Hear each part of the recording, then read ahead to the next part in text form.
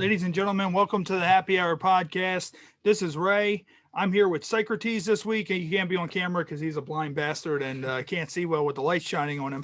Sorry, on camera. Where is this camera? It's right here. So don't you people stand on the camera. Unfortunately, we had some technical difficulties on both sides. Frankie himself had some technical difficulties, and then for some reason, Zoom decided to log me out. I couldn't remember what profile I logged in under, so I could not go live on Facebook. So now we're here. And we're a technological wizard. Yeah. And we're here with our guest, Frankie Kyle. He is the owner of Kyle Customs. He's a custom Hasbro wrestling figure maker, man. I'm obsessed with your Instagram and your Twitter. How did you come about making your own figures? Probably around late 2017, I went through a kind of nostalgia trip where I wanted like a shelf of toys that I had as a kid. So I started collecting like the original 12 Hasbros. Then from there, that just kind of sent me down a rabbit hole of Facebook page after Facebook page of, you know, it's like all these wrestling pages. And then all of a sudden, I came across custom figures. So I thought to myself, wonder how easy that is to do. So I bought two Sting figures, the only two customs that I own that aren't my own, from Mike Jackson and Big Dog Customs. So he sent them out to me. I was on deployment in Cyprus at the time. Oh, wow. Yeah, he sent them out to me. So we got chatting, we got talking, and I said to him, look, I always wanted LOD with removable shoulder pads. So we talked about it, and what I done was he told me how to like remove parts and all the rest of it. So I got stuff sent out to me on my deployment, cut them up, made them, bought spray paint, done all that stuff. And then when I got home after it, then I made the removable shoulder pads. So I went big early, and that was it. So basically, after I made Road Warriors, full black kit, added the chains, done all that stuff. Then from there, it just kind of went roll after roll. As soon as everyone seen them, they were kind of interested, then that was it. It went from there, and then I started making other figures that I wanted to see as a kid that were better than the Hasbro ones, because a lot of them were poor. Yeah. And I just wanted to improve on something that I wanted as a child. Then that was it. So from there, it was just people started asking me to sell them. Yeah. At that point, I didn't think they were any good to be sold. But needless to say, 3 years down the line, I've got an Instagram page, Twitter page, and a garage full of figures that are in bits. Yeah, and it's crazy. If anybody looks at your Instagram and your Twitter, you make them from scratch, don't you? Do you use recycled parts, or do you actually make them from scratch? No. So a lot of them, what I'll do is I'll just jump on eBay, buy like 3 figures that I require, and then just pull them apart. Okay. So luckily, if you can kind of buy bulk, you know what it's like with the price of figures now, horrendous. Yeah, even your shit figures like the Rockers and Bushwhackers are still expensive, and nobody wants them. So you take them, like I'm sitting here right now, just kind of on my table, pulling bits apart, making stuff.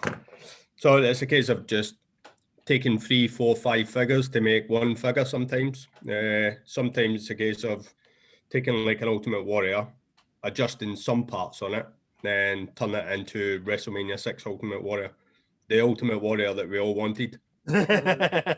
So, yeah, there is a lot of nostalgia right now, because we grew up with the Hasbro figures too. Yeah. And now the people our age are getting to be 30s, 40s. Everybody wants them again. Yeah. And reliving our childhood. Yeah, and that's the thing. And I feel with the Hasbro figures, that's why I asked if you did them from scratch, is I feel like eventually the Hasbros are just going to be depleted. Yeah. Like you're not going to be able to find that. And I think that with the Hasbros, their rarity, that's why if you find a boxed Hasbro, like you find a boxed, Andre the Giant, that thing's probably selling for about $1,000 on eBay. I think the box Andre is the most expensive one. Yeah. So that's just the thing. Like the Hasbro. Now, have you ventured away from the Hasbros a little bit?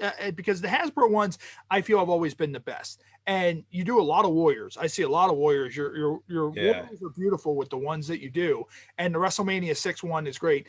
But have you kind of ventured away any from doing the Hasbros? Have you done any Jacks? Have you done any LJN? Or I think you've done a couple Galoobs. So the Galoobs are just kind of my own Galoobs. And I love Galoobs as a kid. Galoobs were, Sting was one of my favorite wrestlers. Hence the reason why I make Hasbro Stings now. But the Galoobs are easy, and they're just a quick repaint. I've only ever made one non-Hasbro, really, in theory. And that was Ric Flair with his safari robe. Yeah. The green safari robe. It's the only one I've ever done. And I've done that for a friend in the States who is a massive Flair fan. But to be honest, I keep toiling whether to go down that route, but I don't want to go down that. I like the nostalgia of the Hasbro figures and the kind of Galoobs. And even to the extent of retros, I've made a couple of retro figures, but I just like the nostalgia of the Hasbro and the Galoob, because that's what I had as a kid. That's what I played with. Now, I'm sure we'll ask you later about your favorite figures that you've made, but of the original Hasbro figures, what is your favorite? Randomly, mine's is Honky Tonk Man and Jake the Snake Roberts. Honky Tonk was good. He came with the guitar. And that was it. I mean, I was a massive, as a kid and now, massive LOD and massive Ultimate Warrior fan. However, Honky Tonk Man came with a guitar where you could smash people over the head with it. Yeah. And Jake the Snake came with Damien. Yeah. And also Maxwell came with his 2x4. And my first Hasbros when I was a kid, I think I was 5 years old, because the first event I ever saw was Survivor Series 90. And I fell in love with pro wrestling when I saw that. And of course, I got to follow the Undertaker his entire career. The first that I got when my parents bought me the blue ring. The classic blue ring. Yeah. The championship belt was so cool. It had the little thing on the side where you could put the belt. And that was one of the best belts they ever made. Wrestling figures.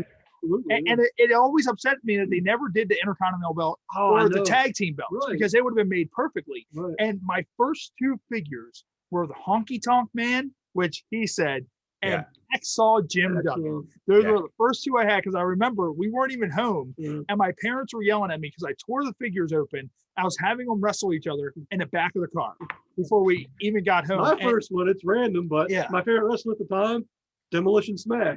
Who came with the Demolition Mask, which was so cool. Yeah. And that's the thing that I think the Hasbros, they hit at a time when wrestling was popular. But it was weird because it was the Hasbros. You had the Hasbros, and they came out in an era when Hogan was big, Savage, and all that. I feel like that years went by before they released another series of figures, because they went to about 94. I believe, if I'm not mistaken, the originals came out in 1990. Yeah. I think the next set actually came out in 92. Yeah. Because remember, the second set had like a Earthquake, Tito Santana. So it was like 2 years before the second set came out. Yeah. And then you also had like the different card colors. You had the blue card, you had the green card, you had the orange card, just various things that you had that was going on, with all that. So, and I mean, that's the thing. You also had the yellow King of the Ring. Yep. And I did like the Galoob figures, but the fact that they were non-posable, even as a kid, that angered me. Like, how am I supposed to let Sting do a fucking DDT when I can't move his arms? Yeah. I don't know, Frankie, you might agree. I feel like some of the Hasbro figures, that the actions that they gave some of the guys were completely opposite of what they would ever do. Yes, like they gave Jake Roberts the punch. And you're like, why does Jake have the punch? He should have the arm like this that hooks, because he fucking DDTs people. Like you can't have Jake take his fucking flaggly ass punch arm and have someone DDT someone with that punch arm. It's not going to work. Remember with Andre, because you know how it said everybody's special move? Yeah. It said Andre headbutt. Yeah. But it wasn't a headbutt. It was just his sternum. He basically just, It was like the belly bump. And I do a lot of eBay selling. And Frankie, I'll let you know if I ever come across any Hasbro's cheap, I'll let you know. if I come across any at a flea market, I'll try to get them over to you. Yeah. But I do a lot of eBay selling, and there were these figures that they had released. They were like starting lineup type figures that were made by Hasbro.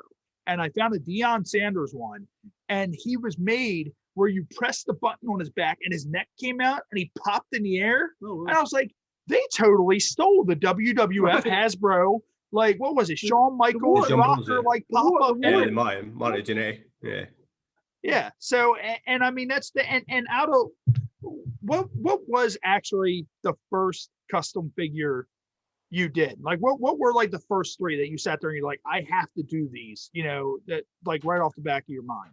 Yeah. So the first one, like I said, the first ones are done. Yeah. I basically took Animal and painted them with marker pens just to see what it would look like. So I had two, so I bought two anyway because I was going to pull them apart for the first custom. I painted one in black here, Road Warriors, NWA, WCW style, just to see what it looked like. And from that, I realised that you couldn't use like paint pens because it would run, and so it was good in that sense. So it was a kind of tester. Yeah. But straight away, I always knew that the first set I was going to make was LOD without like removable shoulder pads. They had to have removable shoulder pads because those fuckers broke so easy. Those spikes broke easy. Yeah, and as much as I loved the LOD figures as a kid, having Animal as a jumper was just horrendous. It was the worst thing ever.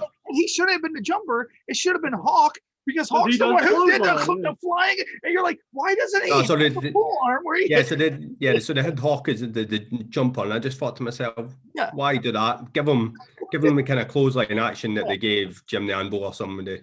Yeah. Animal, the tremendous, Rey Mysterio, like high flyer that he was. Yeah. And then also Hasbro did the kind of thing where they had odd variants. Like, I feel like they kind of had chase variants before chase variants existed, because you had the Shawn Michaels that wore the black and silver pants, which was almost impossible to find. Yeah. You had the one Undertaker, which was the same Undertaker, but he had a coat. Right. And there was also the Taker that had the purple gloves instead of the gray. Did they release? And the purple Taker was hard to find. Okay. Because I remember when I was a kid, that was one of the last ones they did. I had the original Taker with the gray gloves, and I couldn't find the purple one, so I just painted the purple one myself.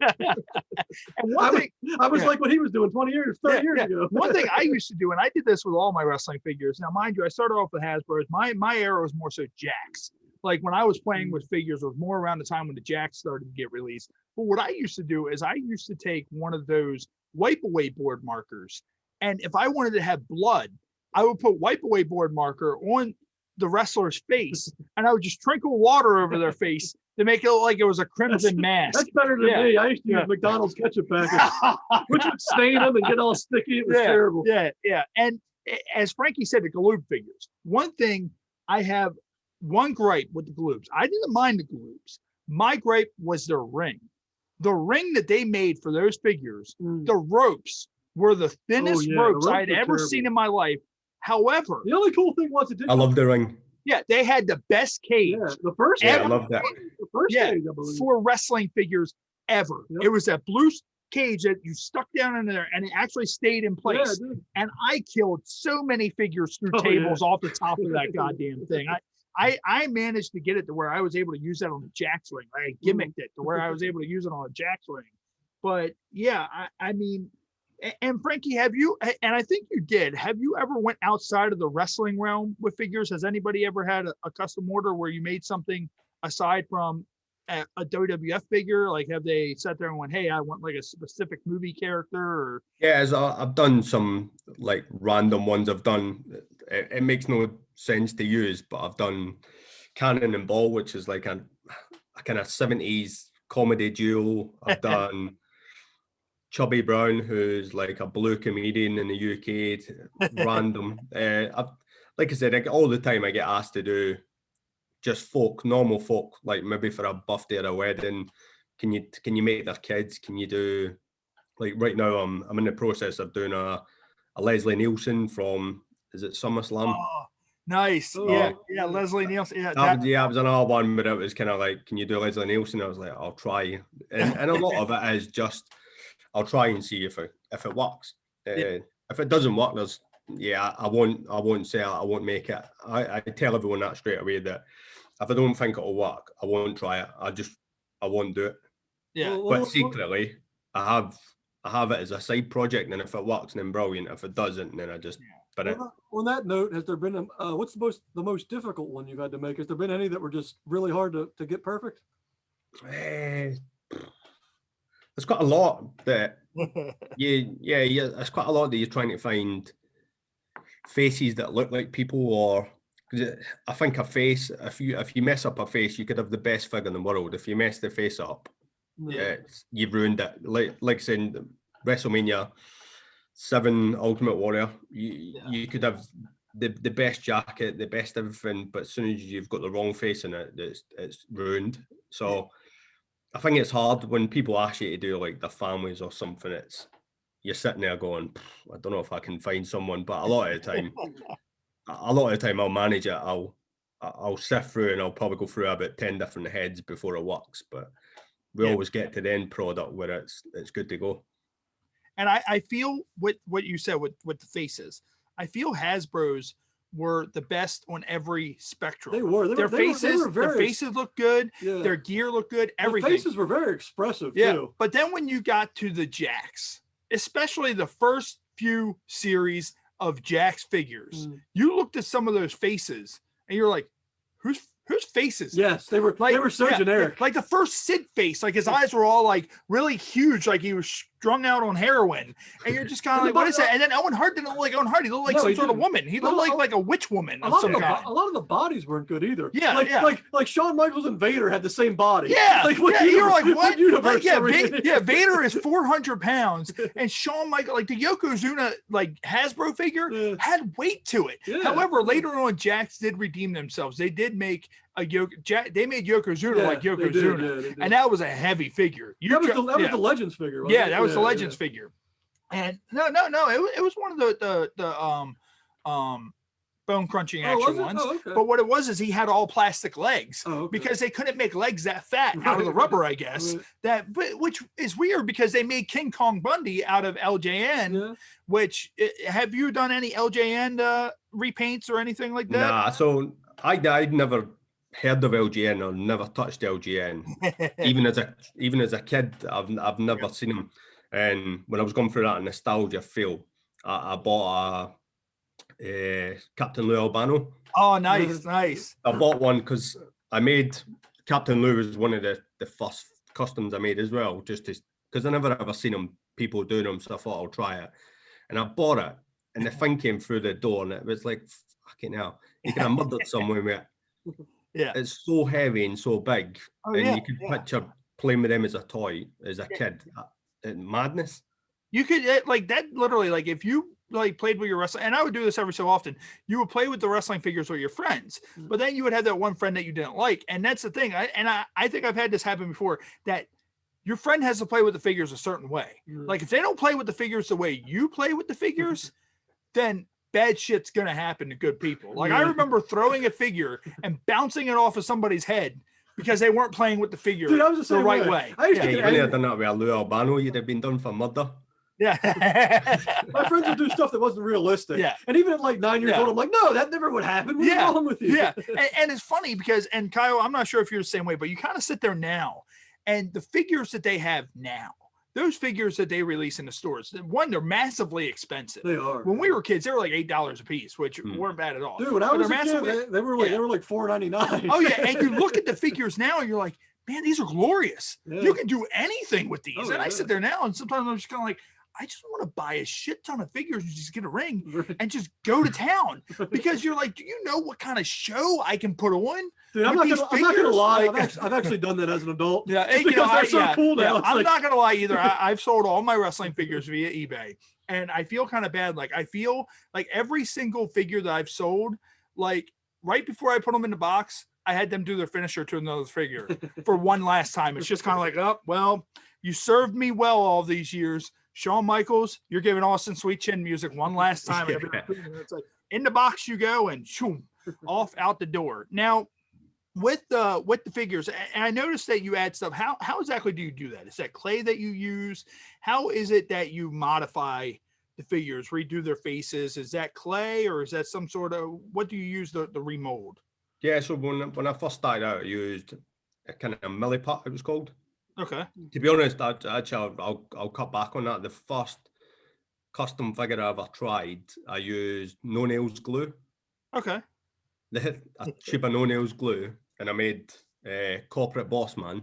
Just that no nails glue, and I realised that it doesn't work. So I started off with milliput, which if you've ever used milliput, it's not the easiest thing to use. Then about a year and a half after that, and then that's when I came across somebody showed me epoxy sculpt, the tubs.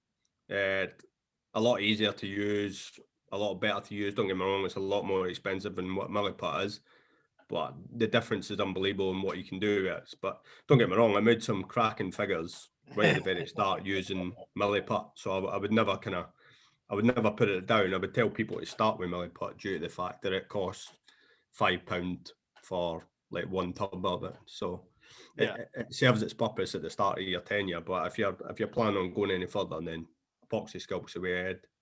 Yeah, and we sat there and we asked, what was your favorite Hasbro? Now, what was your least favorite Hasbro figure out of the originals? I would put, it's a tough one, isn't it? Because there's so many that let you down. Like when you see Jimmy Snuka, and they could easily have put Jimmy Snuka on Ultimate Warrior's body, and then you've got Jimmy Snuka. They made him like a crap jumper. It's just then, like you're saying earlier on, you've got Hawk. Who should have had clothesline action or something along those lines, and they made him a jumper. But probably my worst, I kind of like it and I don't like it, was Rick Rude.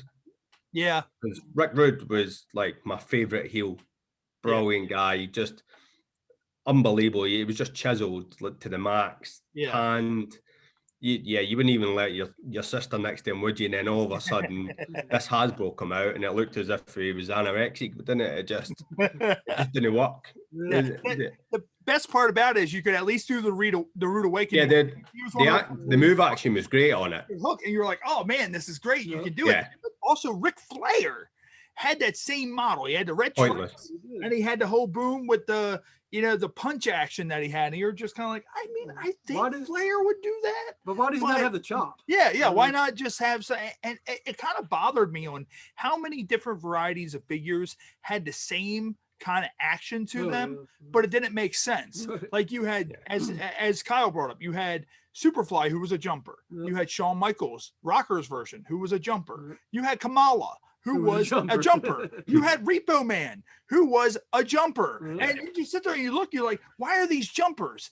And then, you sit there and you have the Undertaker. He has the whole, clothesline fist. The second variation of Boss Man, which was terrible, was the whole clothesline fist. The first Boss Man was awesome. I loved the first Boss Man figure with the nightstick and, the whole pound hand. But, and then you start to get into the figures that were more rare. The green cards, the orange cards, all the ones that came out, like the Smoking Guns and the 1, 2, 3 kid. And you sit there and you think, you're like, over all this time, they've never once created a new action. It was always either body slam or the arms up and down, or you can understand why they done it. It's easy, in it. It's there, the molds there, and let's not remold the set of boots. Let's just paint over it. And I think my big gripe with Hasbro's now that I'm older is you had people like kind of Adam Bomb, who was a unit of a bloke.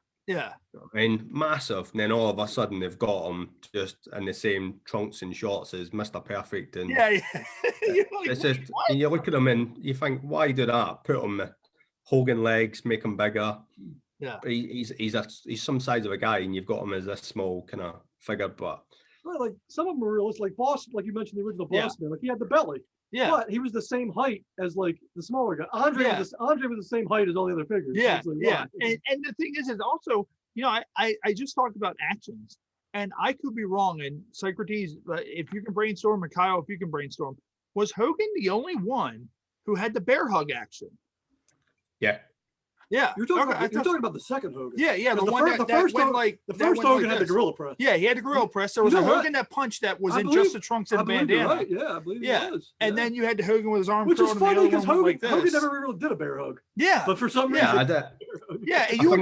Andre or someone would have like a bear hug or something. Yeah, I think more at the point with the kind of bear hug Hogan is it's just your standard Vince McMahon pose down at the end of the evening, isn't it? I think that's where it was aimed off. And then go like that. Then they called it a bear hug, but I think it's more to do with the fact that it's your standard Hogan pose down at the end of the night. The bear hug's pointless, but like it kind of like I've done with the Hogan bear hug is change your hands on it, put Crush's head on, then all of a sudden you've got Kona Crush or you've got Evil Crush. Yeah, and it works perfect. Did you use any of the Mattel version Hasbro's that came out? For the retros. Yeah, the retros. Yeah, so I've not really done a lot with them. Probably because I don't know. To be honest, I liked them, but I didn't like them. So like using the parts on them, I don't use the parts because I like the actions to work sometimes. Yeah, so I like the action moves, and if you take parts from there, but I've used them for different scenarios. I've used them on Bret Hart. I think I've used them on a couple of other ones. The torsos are good. But that same again, I don't like the retros because the clothesline action makes the arm look about twice the length of the body. And it's the same again. It's just they brought out 4 actions, whatever it may be, and just constantly use them along the line. Yeah. Rather than try to kind of change it to what suits that character or what might be for them. It's just everybody seems to have clothesline action. It's just pointless, but don't get me wrong, I love the retros. As soon as that Ultimate Warrior came out in the first season, it was just, I think I bought about 5, customized them and kept one. And yeah, the Warriors are great. The Stings are poor. I don't like Sting as a jumper. But hey, I don't like jumping figures. Yeah, I never liked the jumpers either. And real quick, what we're going to give a shout out to everybody watching us on Facebook Live. Of course, this is going to be on YouTube later on in time. And of course, those of you listening to us at home on Spotify, iHeart, wherever else you find your podcast. What we're going to do real quick is we're going to go ahead and get into our commercial break to hear some words from our sponsors, and we will be right back.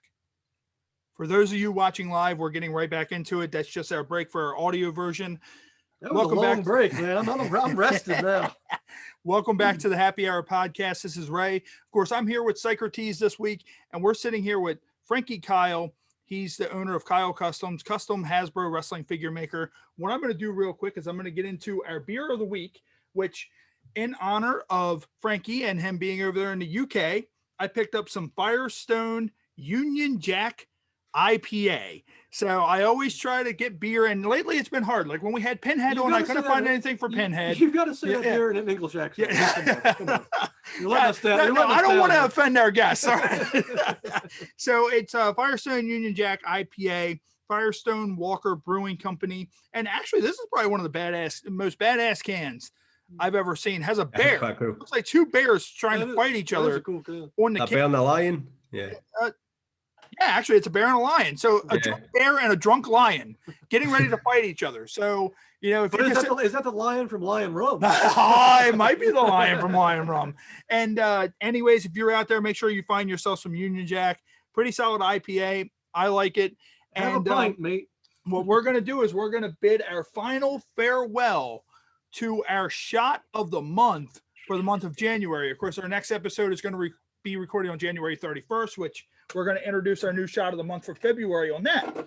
So in case anybody doesn't know, in case you haven't heard all the other weeks, our shot of the month is A-Team Vodka, which I still, over all these weeks, have not found shit online for this, but it's sold in every liquor store. It's a very esoteric vodka. So A-Team Vodka, get your shit together and get yourself some social media stuff so I can tag you, goddammit.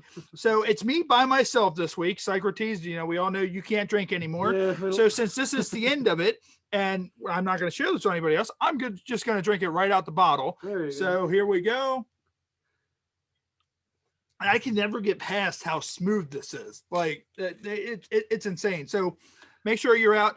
These are almost always at the front counter or behind the counter in some random box. It just looks like a box of hand grenades. So if you go into a liquor store angry and you decide I'm going to blow the place up, grab one of these 18 buckets and blow up your stomach. We don't instead. recommend that. Yeah, we don't recommend that. Just take it, drink it down, and it's as smooth as Chase Rolling covered in air. And what we're going to do also is now we're going to get into our games. So Frankie, I told you we do games every week with all of our guests. What we're going to do is we're going to start off with our first game, which is 5-second rule. And pretty much what you're going to do is I'm going to say name 3 of something, and you have 5 seconds to name those 3 things. Whatever you name, I can't duplicate, and then Socrates can't duplicate. If neither one of the 3 of us can get it, then it's just a dead round, you know, and we'll see who can get it. So here, let me grab this. Let me grab the little timer, which is right here. So what we're going to do is, Kyle, I want you to name 3 items that you find inside of a sewing basket. Needles and thread. All right. So he said, what was the first one? I heard needles, thread. So a Thumbelina, so a thumb cover. Oh, okay, cool. So he got it. So I heard needles and thread. So Kyle, boom, you got it right there. The last couple, it's went around a couple of people. So what we're going to do now is we're going to get into our game Incoherent. So Incoherent, pretty much, I'm going to hold up a card, and it's going to be spelled out the way you would say it drunk. And basically the game is called Incoherent because you need to hear what you're saying. Incoherent. So spell out the card the best way you can. Say it fast and listen to how you're saying it to try to figure out what the card says. You have 1 minute to do that. And there's also 2 hints on the back. If you need any of the hints, just let me know and I can give you one of the hints. So this is going to be your card right here. Can you see that okay? Yep. All right. So here we go. Time's going. So you check your ocean. You check your ocean. You're pretty much there with it. Yeah, it's basically Scottish, isn't it? He check your ocean. Haitian. He'll check your Haitian. Would you like a hint? All right, give us the first clue. It's a milky discharge.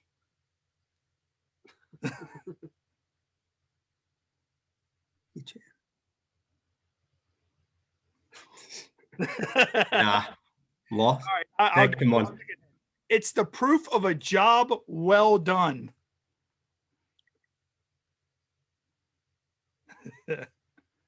Just say it out fast, and it should pop right there. Head check your Haitian. Head check. All right, and that's time. Do you want to see what it was? Yeah, what's that? It was ejaculation. And when you were saying it fast at first, you were pretty much saying it. And I'm like, oh, he's right there. He's got it. But yeah, and that's the thing. These are just fun games, and we can't do our Ode to Humanity segment. Have you ever heard of the game Cards Against Humanity? Yeah, love it. All right. So our Ode to Humanity segment started with Cards Against Humanity, and then we started adding in other games. So we finished it off with Cards Against Humanity. So what I'm going to do is I'm going to read off the black card, and I'm going to read off 4 options, and you're going to pick whichever one you think is the best option that answers this card. So the black card says, I don't mean to brag, but they call me the Michael Jordan of blank. And your choices are the homosexual agenda, ass to mouth, the Abercrombie and Fitch lifestyle, and the day the birds attacked.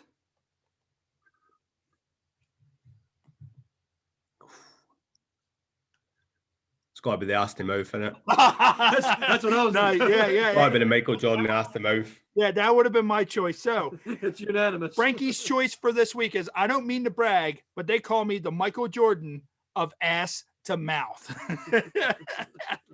And that's our Ode to Humanity segment for this week. Now, Frankie, we did our beer of the week and shot of the month. Are you a drinker? Not so much now. I've got kids. Yeah. Well, before you had the little ones, what was your go-to? For me, brandy and Coke. Brandy and Coke? Yeah, it's got to be Kvasse and Coke. Nice. My wife's a huge Crown and Coke drinker, but she likes Crown Vanilla. So she'll do Crown Vanilla and Coke. And I'm like, why don't you just do vanilla Coke and regular Crown? No, it's got to be Crown Vanilla and Coke. And pretty much where do you want to get? Are there any figures in mind that's just running around up here of figures that you want to make right offhand? Like, is there anything that you thought of in in the last year or so? And of course, COVID, we haven't really been able to do a lot during COVID.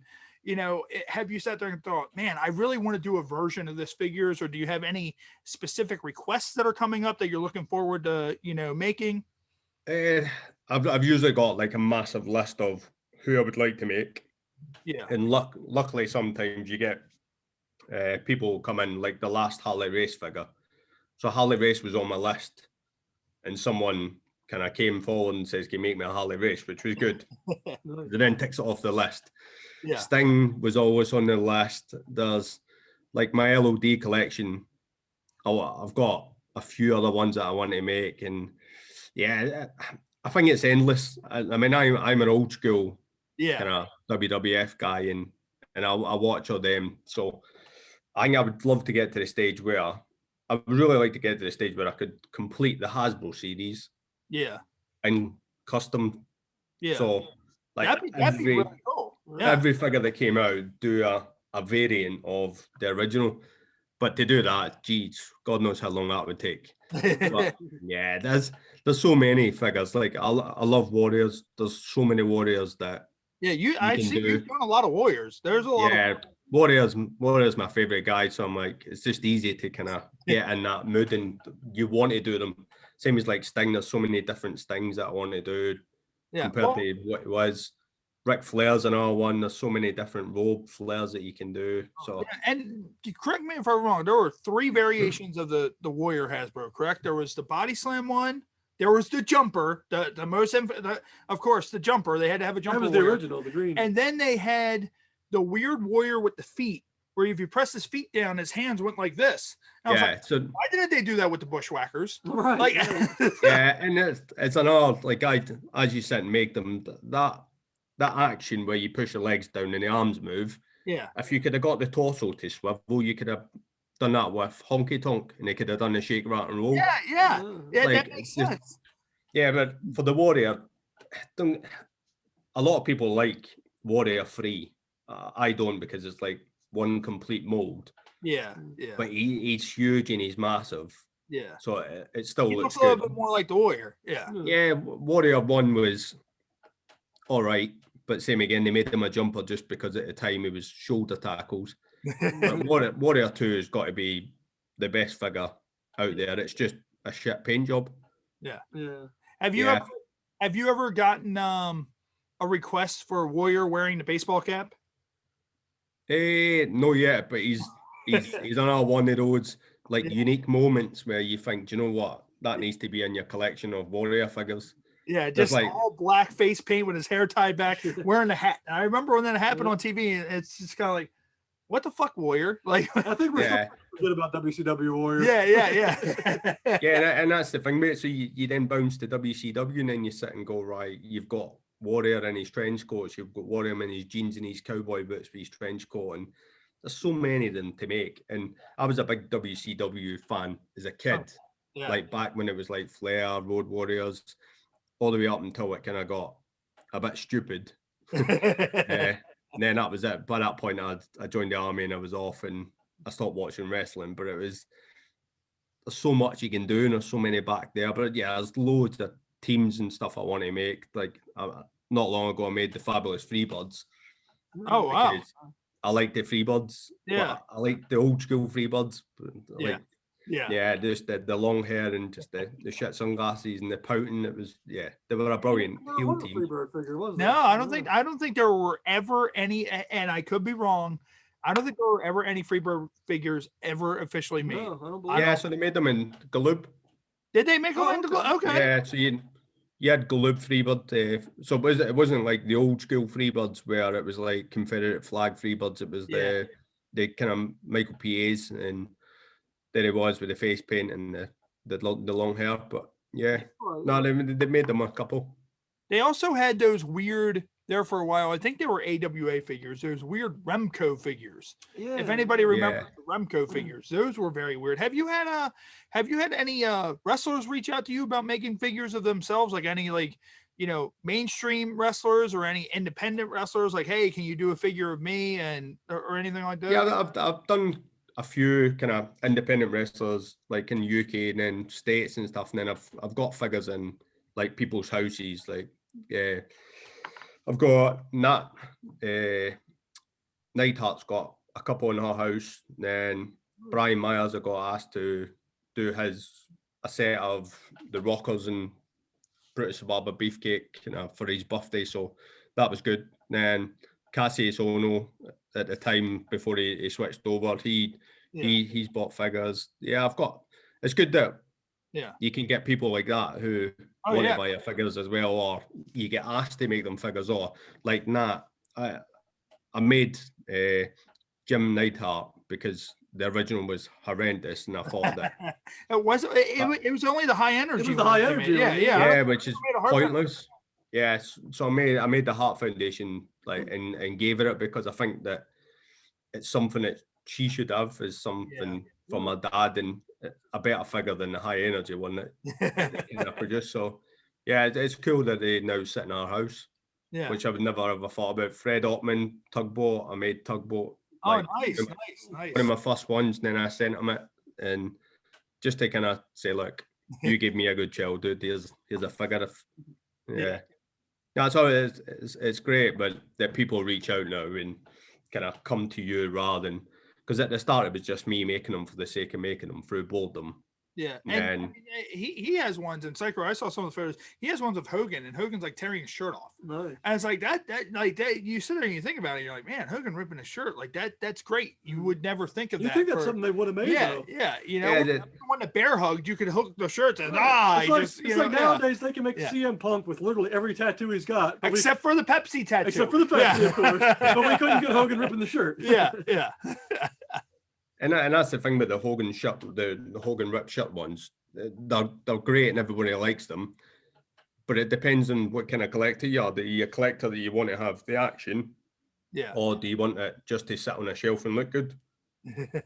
So there's kind of two sides to it. Some people still want the action as if they can play with it with their kids, and then someone else just wants it to sit there and look good on a shelf. Yeah. And have you ever made it? And I'm not sure if I saw any on your Instagram. Have you done any women wrestling figures? Nah. No? Okay, because I'm like, especially the Hasbros, it's like you would have to mold breasts onto them and all that. Like it would be weird molding breasts onto like a Hogan figure. And you're just kind of like, man, this is just kind of a little bit awkward. Yeah, it's a hard one because like with the female figures, you get asked to make them all the time. I don't know how many times I've been asked to make either like wrestling females or just a female for someone's birthday or whatever it may be, but you're limited with heads. Yeah, because even WWE figures, there's no a lot of variation in female heads to go around, so it's kind of hard to, if you want to nail something, it's hard to get it right. Yeah, and it's actually kind of sad that they never released a Miss Elizabeth or a Sensational Sherry Hasbro, because those they were around in the time. Well, I believe the first female figure was Sunny, if I'm not mistaken. I think it was. I think it was a Sunny Jax figure. That was the first one. Either Sunny or Sable. Yeah. That was one of the first ones. But it's weird because you probably could have did a Luna Vachon. Mm-hmm. You probably could have did, you could have did a whole women's series with Luna, Sherry, Miss Elizabeth and all that during the Hasbro era, because that's when, they were around. You could have did a Bull Nakano. If you could do, Crushing the Smoking Guns, Bull Nakano, Alundra Blaze. Alundra Blaze was around then. We can get high energy, but we can't get... we can get Miss Elizabeth. Yeah. So, and that's the thing. There's so many managers that never got made, like Jimmy Hart, etc. Right. However, we got high energy. No Bobby Heenan. There was no Bobby Heenan. Yeah. And I'm kind of upset that they never did a Hogan Beefcake Red and Yellow tag team combo that they could have did. Why the hell can't I remember their tag name? What the hell was their tag name? The Mega Powers was Hogan and Savage. I can't think of it either. Whatever. But anyways, we'll Frankie, Google it later. Yeah. Where can everybody find you for your figures in case anybody wants to purchase some from you? For myself, both my Twitter and my Instagram page is Kyle Customs with a K 2018, and that's on both Twitter and Instagram. I'm on Facebook as myself, but to be honest, I don't do any business on Facebook anything. But Facebook is a very dark place to be. We do 90, like, of course, we're on Facebook Live right now, but we do 90% of our stuff on Facebook, and it's a very hard place to deal with. But, and of course, we'll share all of your stuff, you know, from our pages and all that as well. And we're going to go ahead and let you get ready to get out of here. Next week, we will be back live on Sunday. Next Sunday, we will be back live, and we will be interviewing Catherine Sutherland, aka Cat, who is the Pink Ranger in Mighty Morphin Power Rangers, Power Rangers Zero, and Power Rangers Turbo. So she will be joining us on Facebook Live. For those of you listening at home, she will be our guest next week. If you want to see our guests a week early, make sure you find us on Facebook, facebook.com/happyhourtvmd. It's our old Facebook from when we had the TV show. Just go ahead, find us on there and add us. You can see us a week early. You can communicate with the guests and all that fun stuff. Kyle, I appreciate it, man. I know it's late over your way. You're over there in the UK. I was very interested in talking to you about the figures, and we appreciate having you on. No, thank you very much for asking us on, mate. So it's been a pleasure. All right. Thanks, man. We will see you next week. Everybody, we will see you next week on the Happy Hour podcast. Kyle, thank you. Have a good night, buddy. Cheers, mate. Thanks very much. All right. Thanks.